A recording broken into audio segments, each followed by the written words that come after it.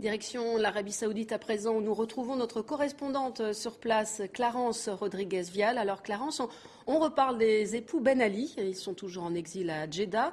Et hier, on apprenait que 28 millions de dollars placés sur un compte de Leïla Trabelsi au Liban vont être reversés à la Tunisie dans les prochains jours. Alors Leïla, la régente de Carthage, qui sort enfin de son silence avec la publication d'un livre. Son titre, Ma vérité, et sa sortie est prévue fin mai. Ça fait beaucoup de bruit sur place. Absolument, mais je ne dirais pas que cette information défraie quand même la chronique ici, que la presse saoudienne en fait sa une, non, parce qu'il faut savoir que dans ce genre de sujet, les Saoudiens préfèrent jouer la carte de la discrétion. C'est aussi le cas de la famille Ben Ali, exilée depuis le 15 janvier 2011 en Arabie Saoudite, à Abba précisément, dans le sud-ouest du royaume, et qui vit recluse et en toute sécurité dans un palais. Alors il faut savoir aussi que rares sont leurs sorties ou des articles parus dans la presse locale. J'ai même appris tout récemment, bien que l'ancien président tunisien était en excellente forme, qu'il utilisait de temps en temps la salle de sport du palais, mise à sa disposition par le gouverneur de la région d'Assir.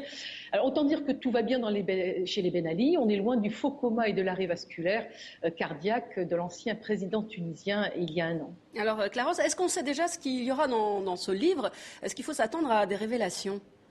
Écoutez, ce que l'on sait en tout cas, grâce à la fiche technique établie par l'éditeur, ce livre intitulé, vous l'avez dit, Ma vérité, et surtout l'occasion pour Leïla Trabelsi de revenir sur la nuit du 14 au 15 janvier 2011, qu'elle qualifie de coup d'État orchestré par Ali Seriati, vous savez, l'ancien directeur général chargé de la sécurité de son mari. Et c'est aussi un récit des péripéties de la révolution de Jasmin qui a conduit à la chute de l'ancien dictateur tunisien. Et j'ai voulu en savoir plus du côté de l'avocat libanais de la famille, Ben Ali, que j'ai contacté hier. Maître Akram Azouri prétend ne pas être au courant de la sortie de ce livre, tout en réaffirmant quand même que son client, l'ancien président tunisien, écrit actuellement ses mémoires. Alors justement, est-ce qu'on n'a pas un petit doute, Clarence? Est-ce que c'est Madame Ben Ali ou Monsieur Ben Ali qui aurait écrit ce livre?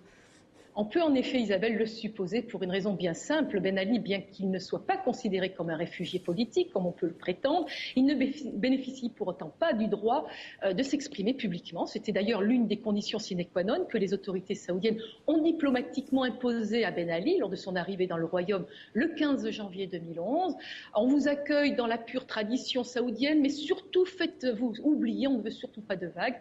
C'est aussi la raison pour laquelle l'ancien président tunisien déchu n'accorde aucune interview à la presse depuis son arrivée sur le territoire saoudien. Alors autrement dit, et quoi qu'en dise son avocat Maître Azouri, le livre Ma vérité, publié sous le nom de Leïla Trabelsi, pourrait être la vérité de Zine El Abidine Ben Ali. Une chose à peu près certaine, Isabelle, c'est que les ressortissants tunisiens ici à Riyad ne sont pas prêts de tourner la page à 24 ans de dictature.